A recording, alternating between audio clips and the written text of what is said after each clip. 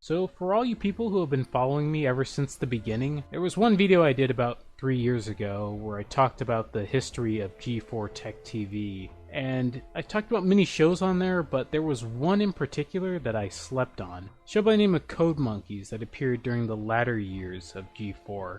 Alright, now I'm starting to get a little ahead of myself, so let me just introduce my guest. Hey everybody, what's going on? This place is kind of freaky. Yeah, it is. Anyways, let's just start the video. Code Monkeys, a 2007 adult animated series that was created by Adam de la Pena, creator of such shows like Minora Team and Crank Yankers. The show itself was created while Adam was working on Minora Team. He had a script called Dave and Jerry vs. the World. Sounds kind of like another popular series based off of video games. Okay, I did that joke like 1,000 times. Just, whatever. Cory.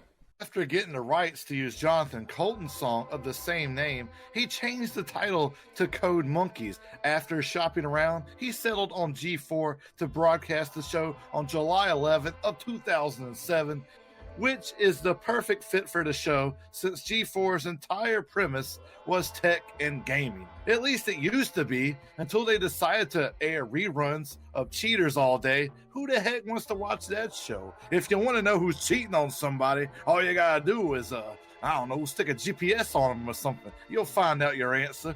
Then on September of 2008, on Teletoon in Canada, of course, there were a few ad campaigns featuring some of the Gameavision's fictional games on G4 shows like Cheat and Attack of the Show. Floating space rocks, you battle the Red Planet, an evil rock filled with the spirit of communism on its way to redistribute all of Earth's wealth.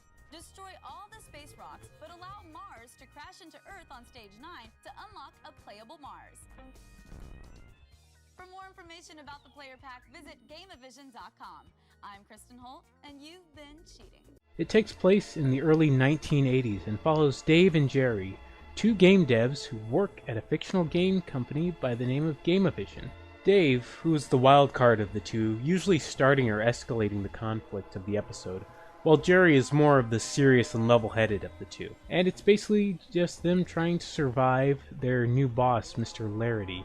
Aside from Dave, Jerry, and Larity, you also got Larity's two sons, Dean, the muscle-headed jock, and his adopted Korean son, Benny, who's voiced by Dana Snyder, the voice of Master Shake from Aqua Team Hunger Force. There were other notable employees that the main cast interacted with, like Black Steve, the token black character, and Clarence, the sparkly sodomite with magical powers.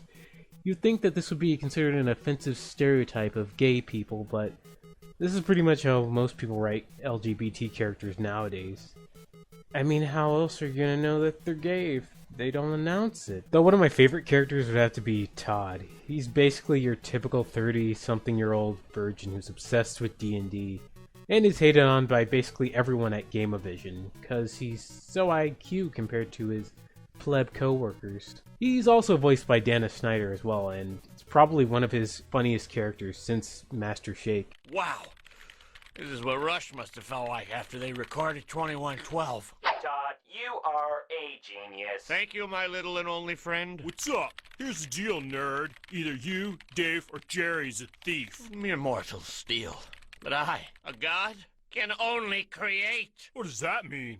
It was Jerry. I knew it! So the show ran for 2 seasons, and before ending in 2008, the show had an interesting premise, but it just relies on typical adult humor. Occasionally, you'll get some interesting jokes and references to classic gaming of 80s culture or whatnot, but they always fall back on cheap sex and stoner jokes that were popular in a lot of medias during them times, and that's kind of run their course and kind of got outdated. Yeah, there seems to be a lot of passion behind this show. I mean, they got Steve Wozniak, the co-founder of Apple, to appear in a few episodes. These devices are going to take people to places they could never imagine. Anyone who can use a computer is going to be more valuable than a CEO. No offense, Woz, but home computers are going to be a passing fad, like MTV. It's just a shame that they never really utilized a lot of the video game humor outside of a few sight gags. And even though interest for the show has pretty much dwindled, there have been a few tweets from De Pena featuring pixel characters very similar to the ones from Code Monkeys. he seems to have a lot of interest in the series, so maybe we'll see a revival in the future.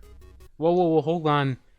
These two clips are actually from two shows that Adam De La Pena worked on after Code Monkeys. The ones from the particular tweets were from a show called Outland. It's like a sci-fi series that came out around 2013.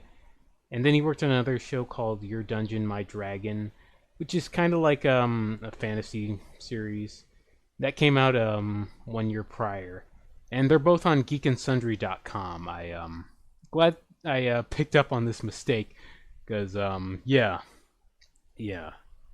that would have been really stupid of me if I didn't.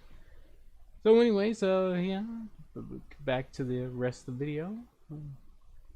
See ya. Bye. So thanks for watching. I know this video was a lot shorter than I kind of expected, but I've kind of been anticipating to do this for a while, and I'm glad to finally have actually been able to do it. And even though it hasn't really been released in a timely manner, better to have a late video than a rushed video. And I think this worked out well. So any final words for our audience, Cory? Yeah, it was fun. I appreciate it. I hope everybody learned something. And I will see you guys later. Maybe.